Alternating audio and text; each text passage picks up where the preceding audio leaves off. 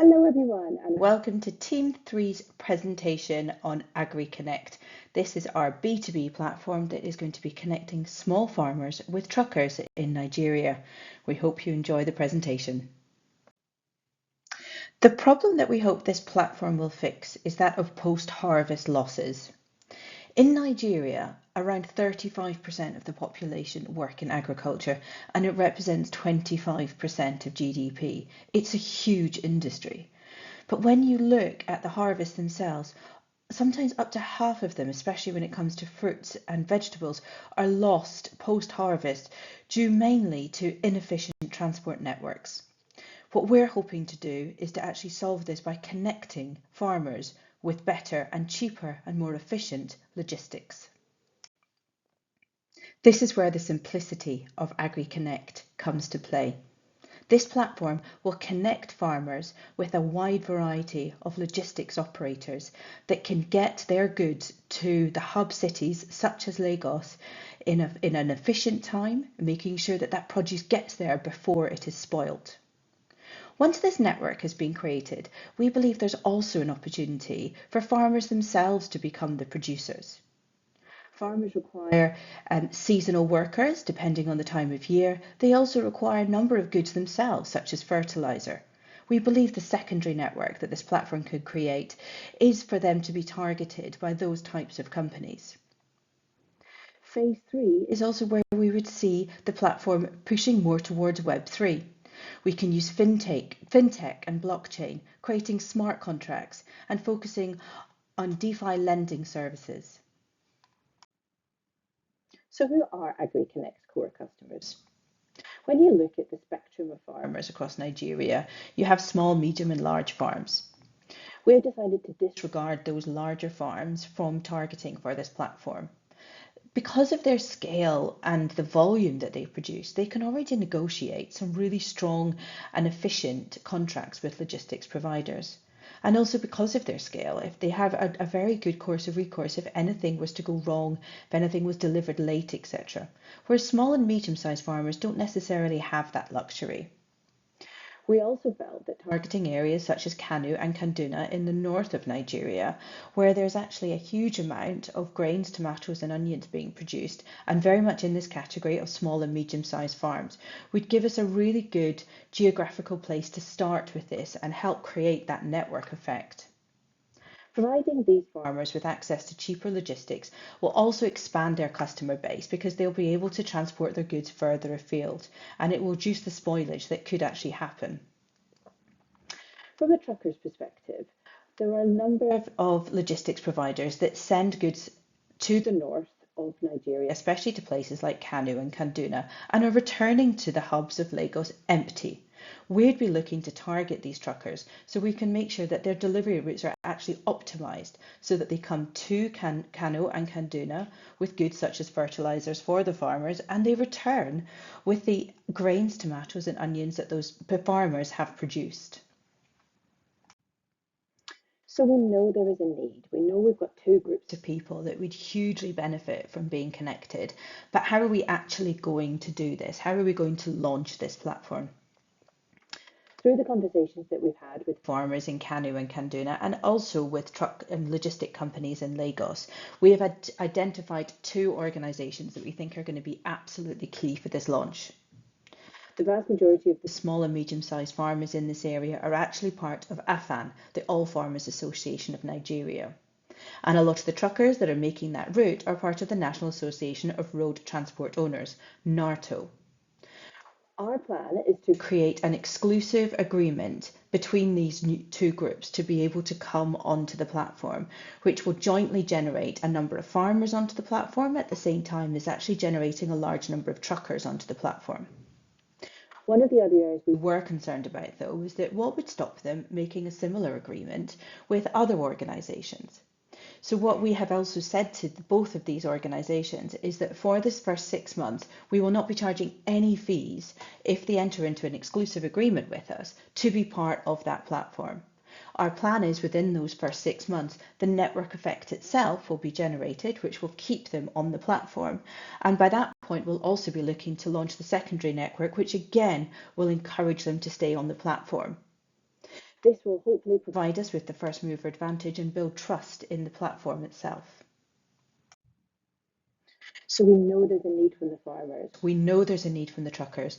We've identified the organisations that we're going to be targeting so that we've got the volume, but how are we actually going to create that direct and indirect network? As we mentioned, the zero commission is going to be vital, especially to ensure that exclusive agreement with these organisations. With no upfront cost, what have the farmers got to lose from joining this network, and the truckers? They can only build business. When it comes to the farmers, we'd also be looking to give them credit for signing up, but also credit on referrals. So the more people they bring to the network, the more credit they're actually building. Again, there will be a limit on how long we do this for, but we'll be continuing it until we feel comfortable that we're actually creating that network effect. Looking at the direct network, the reviews and ratings that are left on the truckers are going to be absolutely vital for the farmers to have the confidence to book the correct logistic provider. For example, they're going to be looking at the trucker's reliability. If they said the route was going to take 17 hours, did it take 17 hours to get to Lagos? If they said they were going to arrive at a certain time, did they arrive at a certain time? But also the quality of the produce when it arrives. These farmers, some of them are tomato providers. They've got to make sure that that cargo arrives in a way that it can still be resold because it is a delicate fruit.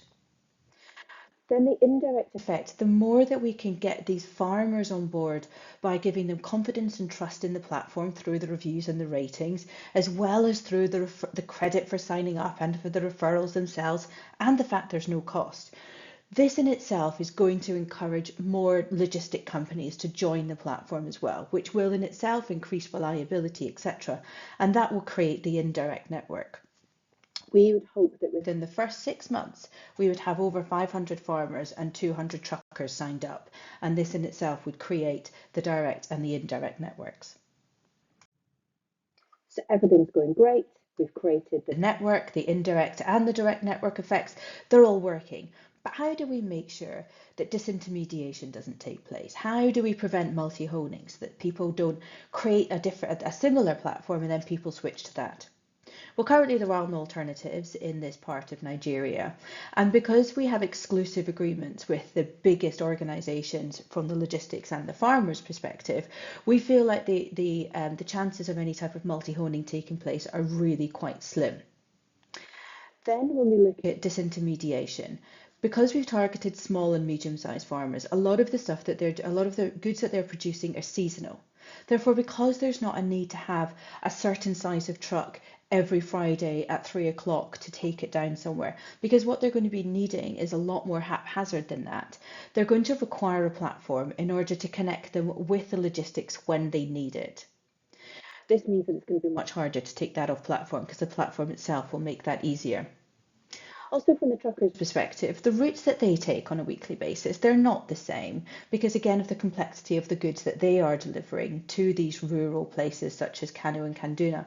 So therefore, again, they're not going to be on the same road at the same time each week and therefore can pop into said farm and say, hey, do you need anything delivered? So the complexity of the routes also plays the advantage of keeping people on the platform.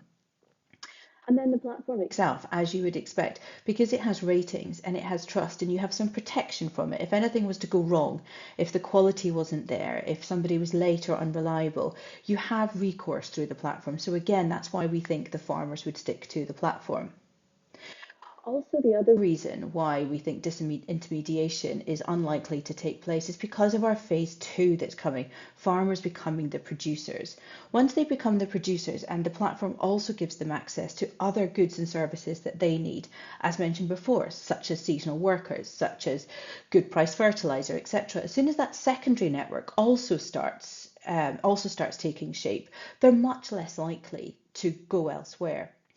And again, when we move into phase 3, the likes of DeFi lending, the fact that they've got these services means that they're sticky to the platform, and we really think that through phases 2 and 3, they will be really stuck to this platform, and it will be very hard for them to either find an alternative or to do anything off platform.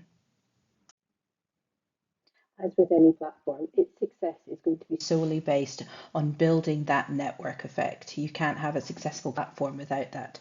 So for the first 6 months, there isn't going to be any focus on profit. It's simply just going to be building that network effect. But it is also a commercial entity. We're not doing this to not make money.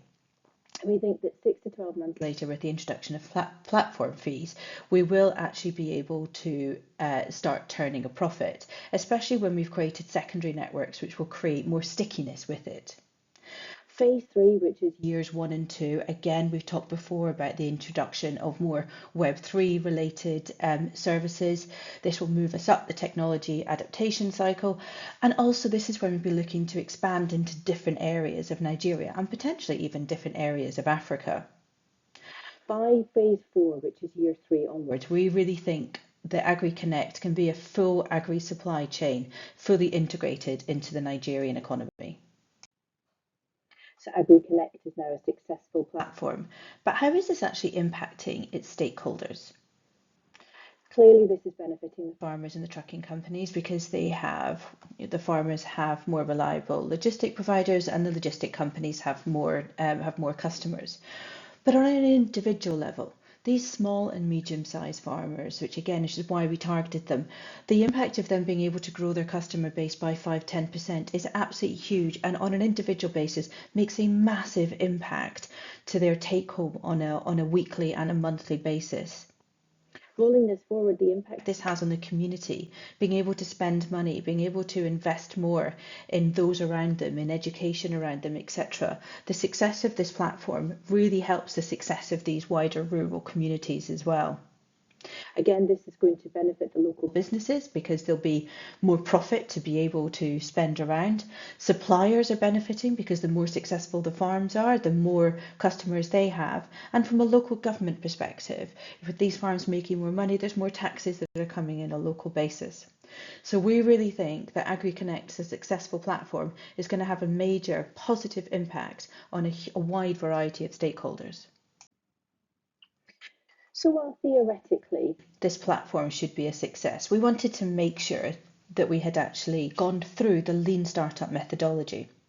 We spoke to customers on the ground in these areas and they are crying out for this type of platform.